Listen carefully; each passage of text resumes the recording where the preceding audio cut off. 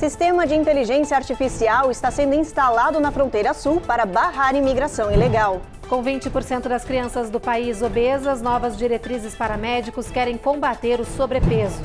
País registra forte queda nas notas gerais de matérias como matemática entre estudantes do ensino público. Atenção, Flórida. Estado foi o que mais registrou trabalhadores pedindo demissão de empregos em 2023. E a gente mostra que uma universidade canadense lançou um guia com os primeiros sinais de alerta de parceiros abusivos. Nos Estados Unidos, 12 milhões de pessoas sofrem violência física, sexual ou psicológica por ano, uma média de 24 pessoas por minuto.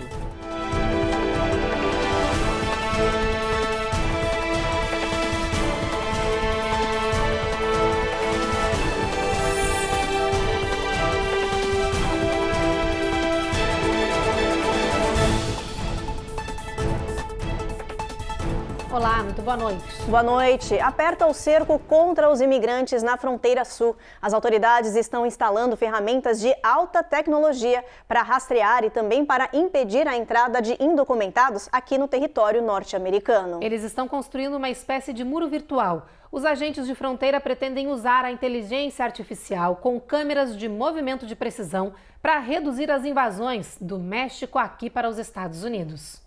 Mais de 300 torres de monitoramento autônomo com radares panorâmicos estão sendo instaladas ao longo da fronteira sul, desde a Califórnia até o Texas.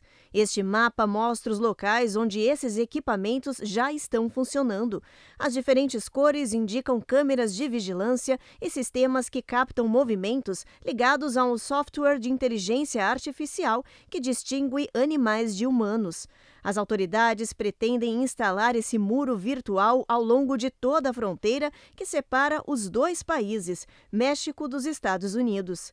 Esses equipamentos registram e alertam as autoridades em tempo real os locais onde estão acontecendo invasão de indocumentados. O Departamento de Imigração dos Estados Unidos está adotando a nova tecnologia com inteligência artificial para responder às travessias ilegais recordes que estão sobrecarregando a alfândega e proteção de fronteiras e provocando crises humanitárias. Mas os novos sistemas de vigilância de fronteira já estão provocando polêmicas. ONGs dizem que esse equipamento pode estar violando várias leis, incluindo civis, além também de vigiar ilegalmente o lado mexicano da fronteira. E o estado do Arizona, que sofre com um aumento de travessias e também tomou a iniciativa de fechar um dos postos de entrada de imigrantes, vai lançar uma operação para ajudar a garantir a segurança na fronteira sul. A governadora do estado, Katie Hobbs, fez o anúncio após se reunir com os agentes do Departamento de Alfândega e Proteção de Fronteiras, que estão sobrecarregados. A Operação Secure vai fornecer recursos estaduais adicionais para lidar com o caos na fronteira, além de servir como um centro de coordenação para as ações realizadas no local. Segundo a governadora do Arizona, é como se estivesse sendo criado um novo escritório para garantir a manutenção de uma fronteira organizada, segura e mais humana. Katie Hobbs disse ainda que o projeto será financiado com cerca de $2 milhões provenientes do American Rescue Plan Act. Uma das primeiras ações do grupo será a reabertura do posto de entrada de imigrantes em Luckville, o mais movimentado do estado. Há alguns dias ele foi definitivamente fechado, devido ao aumento assustador de travessias. Nas últimas semanas, a área estava registrando cerca de 1.700 indocumentados entrando no território diariamente, de forma ilegal. This week, I sent a letter to President Biden demanding the resources and manpower to open this port of entry. Em frente ao muro, na área de Luckville, a governadora disse que pediu ajuda do governo federal para a reabertura do posto de processamento de indocumentados e para dar suporte aos moradores da região afetados pela crise. Security is a top priority, and as long as I'm governor, I'll do whatever I can to end the chaos at the border. A Flórida foi o estado norte-americano que mais registrou trabalhadores pedindo demissão ou abandonando o emprego, a grande maioria imigrantes. Só nos últimos 12 meses, a taxa de evasão de trabalhadores aumentou 7,4%. A Carla Marinho explica para a gente os motivos dessa onda de pedidos de demissão. A nova política anti-imigração na Flórida, a disparada nos preços de seguro, a alimentação e principalmente moradia estão fazendo muita gente arrumar as malas e partir para estados mais baratos no meio oeste do país. 2023 foi o ano em que a Flórida registrou a maior onda de trabalhadores pedindo demissão ou abandono de emprego do país. Foram 281 mil pessoas. Apenas 3 estados americanos registraram crescimento nas taxas de evasão de trabalhadores este ano. Flórida com 7,4%, Louisiana com 3% e Texas também com 3%. Segundo a pesquisa da instituição Resume Bliss, o restante do país, 47 estados, foi na contramão. Registrou queda no índice de desistência de emprego e aumento de contratações.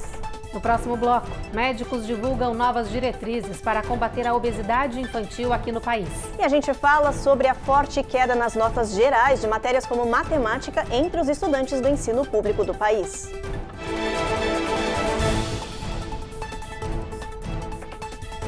Américas no ar. Oferecimento. Reserve Ship. Melhore agora a sua qualidade de vida. TapTap Send. Envie agora um Pix para o Brasil e o melhor, sem taxa de envio. Use o código Record TV e ganhe $15 em envios mínimos de $25. Tap. Foi.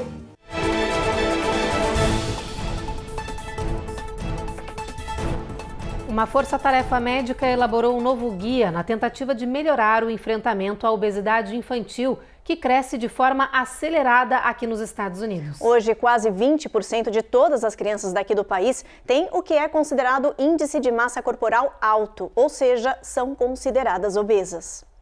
O novo projeto de diretrizes foi feito por um grupo de médicos especialistas e recomenda uma abordagem mais firme dos profissionais para tentar reduzir os altos níveis de obesidade infantil nos Estados Unidos.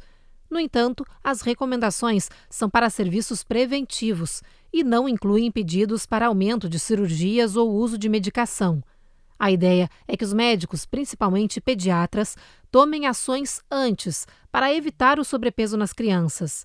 Já nos casos em que os pacientes com mais de 6 anos passaram do peso considerado normal para a idade, a nova recomendação é que essas crianças sejam encaminhadas imediatamente para um terapeuta comportamental, que vai tratar esse menor de idade de forma mais abrangente e intensiva. Hoje, quase 20% de todas as crianças dos Estados Unidos são consideradas obesas, o que representa cerca de 13 milhões de menores de idade. No ranking mundial, o país é o segundo com mais pequenos acima do peso, atrás apenas da China. O Brasil está hoje em 4º lugar, com mais de 5 milhões de crianças obesas, segundo um levantamento da World Mapper. Nas escolas americanas, as pontuações de matemática dos estudantes em testes internacionais surpreenderam e muito. Foram as mais baixas dos últimos anos, caíram 13 pontos, ficando abaixo da média global. A repórter Eloá Orazen explica para a gente o porquê dessa queda nas avaliações. Uma mesma prova foi aplicada a 700 mil alunos em 81 países. O PISA, como é chamado este teste, tem como intuito comparar o desenvolvimento educacional de jovens de 15 anos mundo afora, mensurando o avanço no conhecimento de matemática, ciências e interpretação de texto. Embora os alunos nos Estados Unidos tenham mostrado progresso nas áreas de ciências e leitura, o resultado em matemática não foi nada positivo, com o país cedendo 13 pontos desde a última aplicação do PISA em 2018, antes da pandemia. Singapura é o país que lidera o ranking geral e também leva a medalha de ouro no quesito matemática. Os outros 2 países que compõem o pódio do PISA são Macau e Taiwan. Os Estados Unidos aparecem na 26ª posição. Embora o PISA seja aplicado neste formato e proporção desde os anos 2000, alguns pais e educadores criticam a prova, já que ela ignora o contexto socioeconômico dos estudantes, criando um resultado assimétrico à realidade e, portanto, injusto. Eu acho que é injusto, até porque cada país tem, por exemplo, com uma criança que não tem nem alimentação em casa, vai poder competir com países de primeiro mundo, como Noruega, né, a China, que é uma potência na área financeira. Além também da cultura, da diferença financeira, né, econômica financeira das famílias, tem também a diferença cultural. Porque a prova ela não inclui só matemática, né? Ela inclui também a leitura, e o entendimento das coisas, a ciência. Então, como que um aluno que tem direito a um laboratório de excelente qualidade e o outro aluno que está numa escola pública, por exemplo, lá no Brasil, que não tem nem o teto. Então, justiça não existe aí, né? Este declínio nas notas de matemática após a pandemia tornou-se um tema de preocupação, uma vez que as notas dos alunos caíram significativamente num teste nacional no ano passado.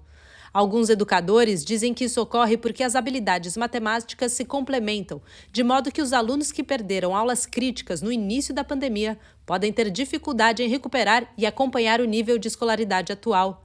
Enquanto a escola tenta fazer a sua parte para virar o jogo, os pais também podem colaborar priorizando a educação de seus filhos e acompanhando tudo de perto.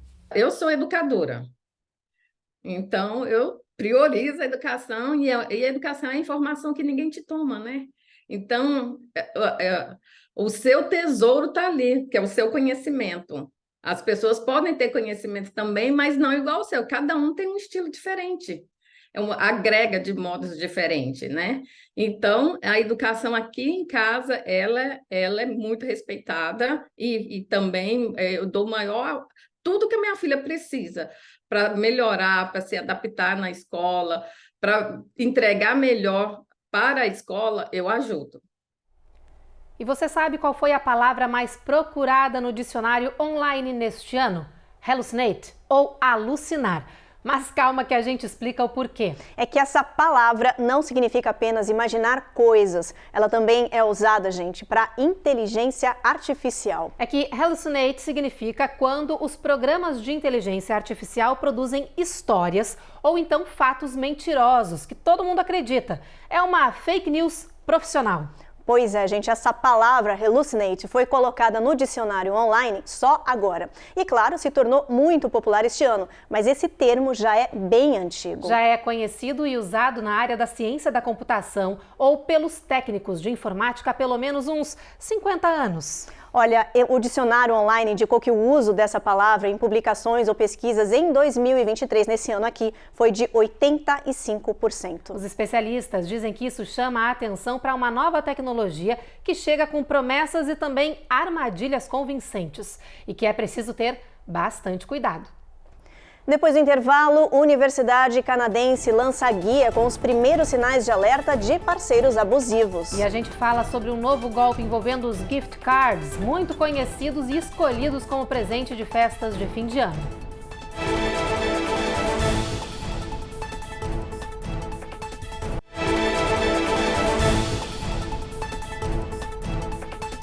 O Conselho de Segurança da ONU aprovou uma resolução que pede um cessar-fogo imediato na guerra do Oriente Médio. Nos Estados Unidos, o presidente Joe Biden disse ao governo de Jerusalém que está perdendo apoio internacional no conflito. Em resposta, Israel disse que iria manter sua campanha de extermínio do Hamas, com ou sem apoio de outros países. O governo de Jerusalém também sofre pressão interna, mas pela liberação dos reféns que ainda estão em cativeiro.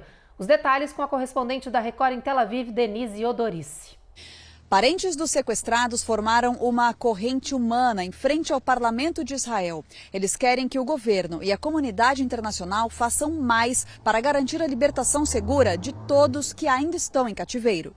Acredita-se que 135 pessoas ainda estejam em poder do Hamas, mas segundo o governo israelense, 19 delas podem já estar mortas. De Tel Aviv, Denise Odorici para o jornal Américas no Ar. Mudando de assunto, o número de pessoas que sofrem violência doméstica vem crescendo assustadoramente aqui nos Estados Unidos e no Canadá. E muitos brasileiros, infelizmente, fazem parte dessa estatística. Para combater essa tendência, foi lançado um guia que mostra os primeiros sinais de alerta de parceiros abusivos ou relacionamentos tóxicos. A reportagem é da Carolina Camargo. Casais apaixonados não questionam o comportamento dos parceiros no início do relacionamento e muitas vezes o que poderia ser um sinal abusivo acaba passando despercebido. Os especialistas chamam isso de erro da paixão. As pessoas ficam cegas e no momento em que deveriam estar mais atentas, relaxam. Quando percebem, já estão dentro de um relacionamento tóxico. A Universidade de Western, em Ontário, no Canadá, rastreou os indicadores de comportamentos que podem indicar submissão e violência no futuro do relacionamento. Eles descobriram 16 sinais de risco. Os mais graves são Dificuldade em dizer não para o parceiro, ter relações mesmo contra a sua vontade. Parceiro nunca admite culpa ou erro. Compara você com outras pessoas. Reação negativa quando você o contraria. Cria situações desconfortáveis em público. Parceiro é arrogante ou autoritário. Você sente falta de apoio, ouve muitas críticas e tem muitas discussões. Ameaça terminar o relacionamento. Existem vários outros indicadores, por isso os especialistas dizem que é importante prestar atenção no parceiro e descobrir que sinais inofensivos no início podem sim se tornar abusivos e fora de controle no futuro. Nos Estados Unidos, 12 milhões de pessoas sofrem violência física, sexual ou psicológica por ano, uma média de 24 pessoas por minuto. É bem possível que a gente consiga observar sinais sutis nesses abusadores desde que eles são pequenos, começando a reparar no tipo de relação que eles têm com as pessoas mais próximas, com os irmãos, com os pais, o quanto de respeito eles desenvolvem em relação a essas figuras de autoridade e pessoas que de fato estão mais próximas. Então é como se eles fossem pessoas muito inseguras e que precisam humilhar e precisam diminuir o outro para que eles se sintam melhores. Então a gente começa a observar várias críticas em relação à roupa, tudo que a pessoa faz não é bem feito, e aí a pessoa vai se diminuindo e com isso ele vai se sentindo melhor. Agora o assunto é o aumento de casos de golpes com os gift cards nesta época de holidays. As autoridades pedem que a população esteja alerta porque esses scams estão por toda parte e fazendo milhares de vítimas todos os dias. A polícia explica que os criminosos estão drenando o valor de alguns cartões ainda dentro das lojas. Eles acessam os produtos, transferem o dinheiro para contas offshore e vão embora. Assim, quando as pessoas compram esses gift cards, eles já estão vazios, ou seja, não podem ser usados para fazer compras. Por isso, a polícia pede que os consumidores verifiquem atentamente os cartões presentes antes de comprá-los. Funcionários de muitas lojas dizem que muitas vezes os bandidos retiram o valor dos cartões sem deixar qualquer rastro na aparência deles. Já outros até danificam os produtos que ficam com pequenos arranhões no código de barras, então todo mundo bem atento. E com as festas de fim de ano chegando, tem muita gente que sempre vive o mesmo dilema. O que dar de presente para as pessoas mais velhas? Já pensou nisso? Pois é, olha, por isso a gente separou algumas ideias úteis e práticas para ajudar quem se preocupa em agradar o vovô ou a vovó. Olha só. Os shoppings e lojas estão cheios de opções, mas poucas voltadas para os idosos. Por causa disso, a grande maioria acaba ganhando roupas ou simplesmente um abraço e um beijo. Os psicólogos dizem que os idosos são tão carentes quanto os outros adultos ou as crianças e que também precisam de uma atenção especial no final do ano.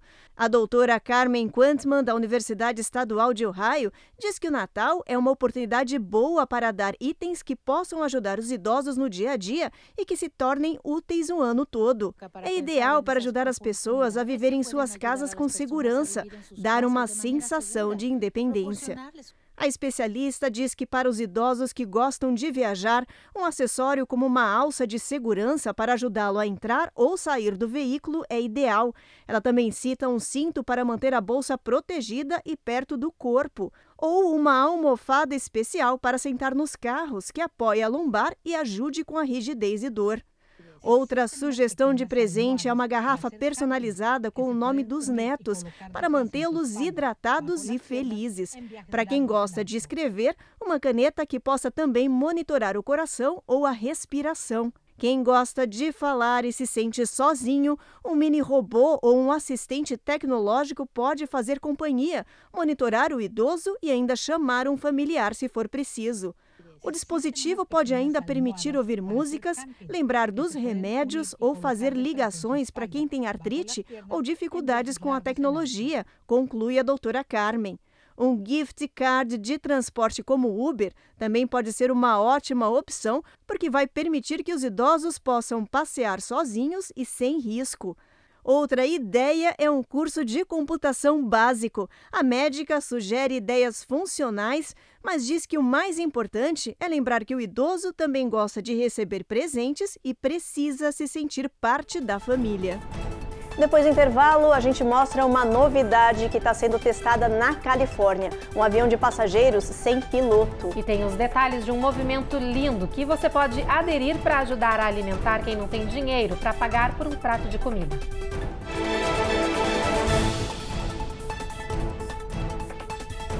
Américas no Ar. Oferecimento. Reserve Ship. Melhore agora a sua qualidade de vida. TapTap Send. Envie agora um Pix para o Brasil e o melhor sem taxa de envio. Use o código Record TV e ganhe $15 em envios mínimos de $25. Tap. Foi.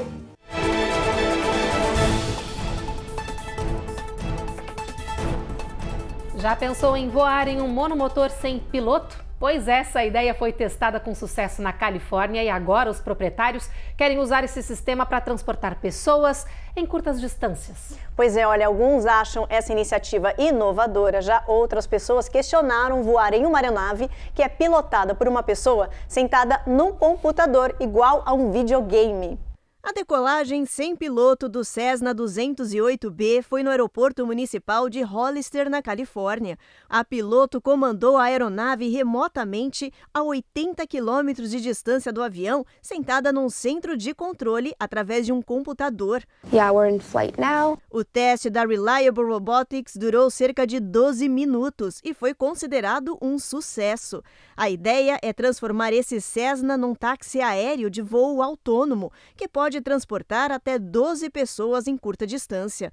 A tecnologia ainda precisa ser certificada pela FAA, a Administração Federal de Aviação dos Estados Unidos. A expectativa é que isso aconteça já no próximo ano.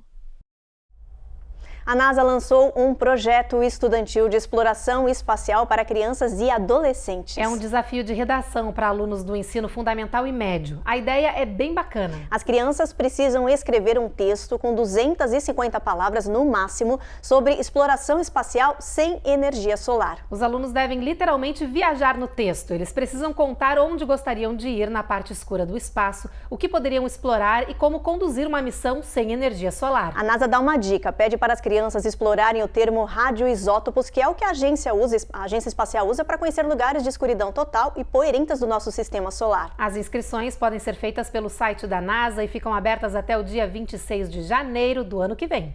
O vencedor da melhor redação vai receber como prêmio uma viagem. O aluno e um adulto vão visitar o Centro Espacial da NASA em Cleveland para ver de perto o trabalho dos especialistas. E as crianças que participarem desse concurso vão receber um certificado digital e um convite para um evento virtual da NASA. A ideia é atrair e inspirar o interesse na exploração espacial. Bom, hora da nossa previsão do tempo. Vamos dar uma olhadinha no mapa, ver como é que vai estar o clima aí para parte do país amanhã. Olha, Boston, tempo encoberto, mínima de 30, bastante frio aí, máxima de 36 nessa região. New York a gente tem sol, mas friozinho nessa área também. Norfolk, tempo encoberto, mínima de 26, gente, máxima de 46. Na Flórida a gente tem tempo encoberto em Jacksonville, em Tampa e Miami a gente tem chuva, mínima de 70, máxima de 77. New Orleans o sol não dá nem as caras por lá, em risco o tempo fica encoberto, Evelyn. Em Brownsville, previsão de bastante chuva ao longo do dia, assim como em San Antônio, onde a mínima fica em 56. Em El Paso, a chuva vai embora, o sol aparece entre nuvens e a máxima pode atingir 68. Mas volta a chover em Albuquerque, no Novo México, com mínima de 30. Em Phoenix, bastante sol previsto, máxima de 70. E em Los Angeles também um tempo mais quentinho, 74 de máxima. Em São Francisco, aquele clima mais ameno, sol aparecendo entre nuvens, com a mínima ficando em 45 graus. E a gente pede agora a atenção dos brasileiros que vivem na Flórida, porque o tempo está bastante ruim no sul do estado, que registra ao longo de todo o dia chuvas e ventos fortes de até 40 milhas por hora. Desde cedo, condados de Miami-Dade, Broward e Palm Beach estão sob alerta para enchentes. Muitas áreas registraram um bom acúmulo de água de até 4 polegadas. Segundo o Serviço Meteorológico Nacional, a previsão é de que essa chuvarada intensa vai continuar sobre a região até o domingo. Além disso, na semana que vem, o estado deve registrar uma queda nas temperaturas que pode ficar em cerca de 50 graus Fahrenheit. E olha, nesse fim de ano, um restaurante em Wisconsin está levando o Pay It Forward a um outro nível, gente. Esse movimento de doação de refeições através de um pagamento adiantado por parte dos clientes já é bem comum aqui no país. Só que esse restaurante está fazendo uma campanha tão forte que já arrecadou milhares de dólares. Agora, os funcionários querem incentivar outros estabelecimentos, país afora, para aderir a essa forma forte de movimento que alimenta muitas pessoas que não são capazes de pagar por um prato de comida. O restaurante Farmer's Home está funcionando há mais de 100 anos. They love coming here. A Tracy, a atual proprietária do local, diz que aqui se serve de tudo: sopas, sanduíches E, claro, sorrisos. If the walls could talk, it would probably have a complete story. Agora, após longas décadas fornecendo refeições caseiras feitas com muito amor, a Tracy decidiu tentar algo que viu nas redes sociais. On Facebook, I had seen a post where Ela conta que descobriu o movimento Pay It Forward, que acontece de forma espontânea quando clientes decidem pagar adiantado por um prato de comida para ser oferecido para quem enfrenta dificuldades financeiras. Então ela decidiu fazer mais e adicionou esse serviço no menu do restaurante. I can't believe all the support that we've gotten. Desde que a ação começou no mês passado, o restaurante já arrecadou mais de $3 mil. Este cliente do estabelecimento diz que o que está sendo feito aqui pela comunidade é grandioso demais. Agora, Tracy se esforça para espalhar a mensagem de que aqui há refeições gratuitas para quem precisa. Meu slogan é que você nunca está sozinho na Farmer's Home. Então, se você entrar, iremos tratá-lo como uma família. Todos aqui são sempre bem-vindos, diz a proprietária. Everybody is welcome here. Hoje, ela sonha que mais restaurantes país afora adicionem o movimento Pay It Forward no cardápio, numa imensa corrente de solidariedade. Eu achei a iniciativa desse restaurante maravilhosa. Inclusive, eu estou no restaurante agora de estrada e a grande parte dos alimentos que estão aqui no forno vendidos vão acabar sendo jogados e desprezados com tantas pessoas passando fome no mundo, né? Eu acho muito interessante mais um segmento da sociedade, restaurantes e consumidores que podem comprar um prato de comida, se lembrar que tem outras pessoas que talvez não possam. E é muito mais sustentável a gente ter uma sociedade que gasta dinheiro ou recursos pensando nos outros do que uma sociedade que gasta trilhões de dólares em armas todos os anos. Tomara que essa moda pegue, né, tanto nos Estados Unidos como no Brasil, como em todos os lugares do mundo. Vamos nos autoalimentar ao invés de nos autodestruir. É isso, pequenas ações que têm grandes impactos, todo mundo devia fazer. A gente estava até batendo um papo aqui dizendo que deveria ser obrigatório para todos os restaurantes do país para ajudar quem precisa, né, Ruth? Muito, olha, uma iniciativa bem bacana, isso que sirva de exemplo para outros restaurantes, realmente para seguir, é uma ótima iniciativa. Que não seja só uma ação de fim de ano, a gente tem que ajudar o próximo sempre que a gente pode. Bom, o Jornal Américas no ar então termina agora. A gente volta a se encontrar de novo amanhã às 7h30 da noite, Eastern Time. Você fica aí porque vem agora mais um episódio da reapresentação de Jezabel. Uma boa noite para vocês. Boa noite.